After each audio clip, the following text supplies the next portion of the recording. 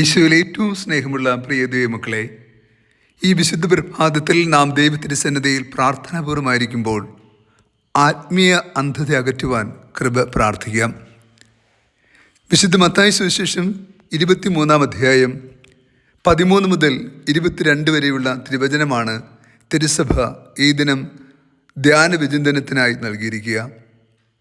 യേശു അരുൾ ചെയ്തു, കപടനാട്യക്കാരായ ഫരിസേയരെ, നിയമജ്ഞരെ, നിങ്ങൾക്ക് ദുരിതം.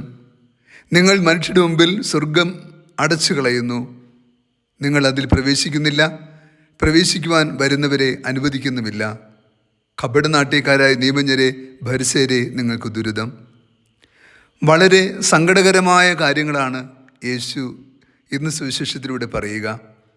ഒരു കാലഘട്ടം മുഴുവനും മതത്തിൻ്റെ വലിയൊരു ആധിപത്യം വഹിക്കുകയും എന്നാൽ ദൈവിക മൂല്യങ്ങളും സത്യങ്ങളും നൽകാതിരിക്കുകയും ചെയ്ത ഫരിസേയരും നിയമജ്ഞരുമാകുന്ന വർഗത്തെ ക്രിസ്തു വല്ലാതെ കുറ്റപ്പെടുത്തുന്നുണ്ട്. അവർ ആചാര അനുഷ്ഠാനങ്ങൾക്കും നിയമ അനുഷ്ഠാനങ്ങൾക്കും അതിയായ പ്രാധാന്യം നൽകി. എന്നാൽ മാനുഷിക നന്മയ്ക്കും സ്നേഹത്തിനും കരുതലിനും വിശ്വാസത്തിൽ അധിഷ്ഠിതമായ ജീവിതത്തിനും അവർ പ്രാധാന്യം നൽകിയില്ല. ആചാരങ്ങൾ അനുഷ്ഠിക്കുന്നുണ്ടോ എന്ന് മാത്രമായിരുന്നു അവർ വീക്ഷിച്ചിരുന്നത്.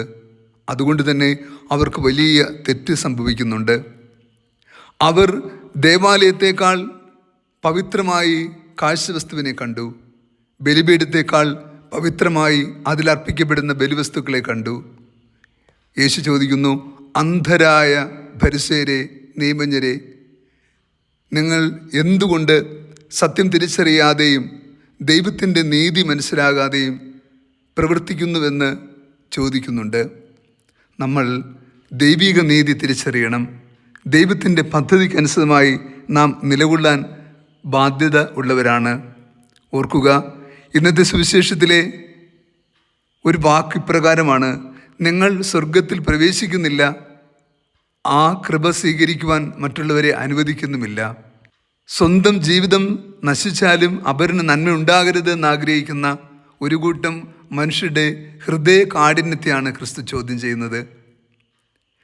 അവൻ തിന്മയിൽ പാപത്തിൽ ജീവിച്ചുകൊണ്ട് മറ്റുള്ളവരെ രക്ഷയിലേക്ക് നയിക്കാൻ കഴിയില്ല എന്ന് അവന് ബോധ്യമുള്ളതുകൊണ്ടും അവൻ രക്ഷ സ്വന്തമാക്കില്ല എന്ന് അറിയാവുന്നത് കൊണ്ടും അവൻ അപരന് എപ്പോഴും ദുർമാതൃകയുടെ പ്രതീകമായി നിലകൊള്ളുന്നു. കാപട്യം ദൈവം വെറുക്കുന്ന ഏറ്റവും വലിയ പാപമാണ്.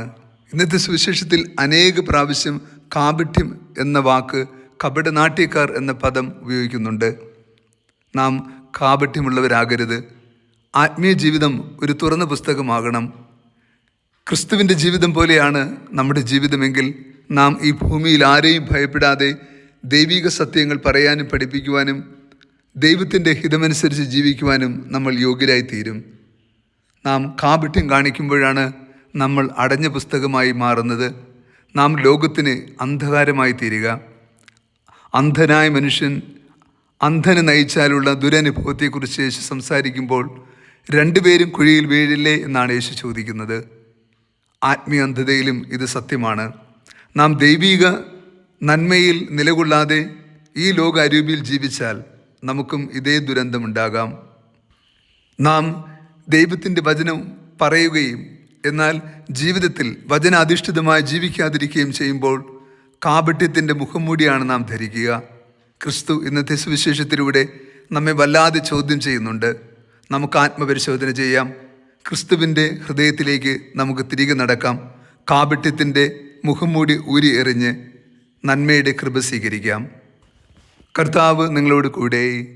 സർവശക്തനായ ദൈവം, പിതാവും പുത്രനും പരിശുദ്ധാത്മാവും നമ്മെ സമൃദ്ധമായി അനുഗ്രഹിച്ച് ആശീർവദിക്കുമാറാകട്ടെ. ആമേൻ.